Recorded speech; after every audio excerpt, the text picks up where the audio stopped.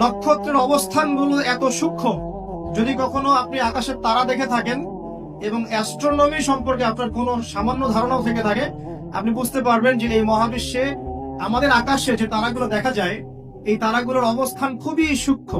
এক একটার থেকে এক একটা ডিস্টেন্স যদি 1 ইঞ্চিও কম বেশি হয়ে যায়, এই অভিকর্ষ বল, মহাকর্ষ বলটা কলাপস করবে। এত সূক্ষ্ম। আমরা এখন বলি না যে বিগ ব্যাং থেকে মহাবিশ্ব সৃষ্টি হয়েছে, কেউ সৃষ্টি করেনি, নাউযুবিল্লাহ। অথচ এই মহাবিশ্বের প্রতিটা গ্রহ, নক্ষত্র, গ্যালাক্সি, সৌরজগৎ, চন্দ্র, সূর্য, পৃথিবী, এগুলো এত সূক্ষ্ম গাণিতিক ব্যাখ্যায় আছে, এত সূক্ষ্ম গাণিতিক সূত্র মেনে চলে, যার একটু ডানে বামে গেলেই মহাবিশ্ব কলাপস করে যাবে। শুধু যদি সূর্যটাকে 1 হাত এগিয়ে দেওয়া হয়, তাহলে এই পৃথিবীর অর্ধেকের বেশি জায়গা মরুভূমি হয়ে যাবে। আর যদি এই সূর্যটাকে 1 হাত পিছিয়ে দেওয়া হয়, তাহলে এই পৃথিবীর একটা বড় অংশ বরফের চাদরে ঢেকে যাবে।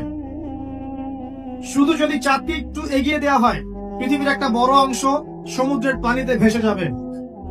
আর চাঁদকে যদি একটু পিছিয়ে দেওয়া হয়, ভাটা পড়ে যাবে, সাগরের স্রোত পাবেন না আপনি। কথাগুলো বুঝতে হলে আপনাকে অ্যাস্ট্রোনমি জানতে হবে, কিছুটা হলো আপনাকে এগুলো পড়াশোনা করতে হবে।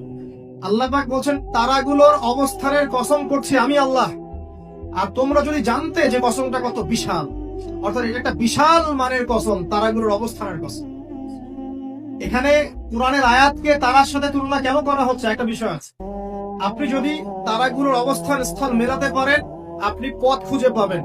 মনে করেন পৃথিবীতে কোনো ঘড়ি নাই, সব শেষ, আপনি সমুদ্রে চলাফেরা করছেন, কোন দিক পূর্ব, কোন দিক পশ্চিম, কোনটা উত্তর, কোনটা দক্ষিণ, আপনি বুঝতে পারবেন অনলি তারা দেখে, আর কোনো সুযোগ নাই। আগেকার নাবিকরা এইভাবে তারা দেখে পথ চলতো। একটু রিল্যাক্সে যদি রাতের বেলা তারা দেখতে পারেন, আপনি দেখবেন আপনি খালি চোখেই বুঝতে পারবেন তারাগুলোর মধ্যে একটা গাণিতিক সূত্র আছে। যদি আপনি জ্যামিতি বুঝে থাকেন, এক একটা থেকে একটা ডিস্টেন্স, তার থেকে আরেকটা ডিস্টেন্স দেখবেন সমান। কারোর সাথে ত্রিভুজ আকৃতি, কারোর সাথে চতুর্ভুজের আকৃতি, কারোর সাথে বর্গাকৃতি তারাগুলো আছে, এত সূক্ষ্ম ভাবে। আল্লাহ পাক এগুলো এমনি এমনি সৃষ্টি করেন নাই। আল্লাহ পাক বলেছেন এই তারাগুলো হিফজন, মানে এগুলো শয়তানকে প্রতিহত করে দেয়। শয়তান যদি উপরে উঠে খবর নেওয়ার জন্য আল্লাহ পাক এরকম উল্কাপিণ্ড নিক্ষেপ করেন তাদের পিছনে।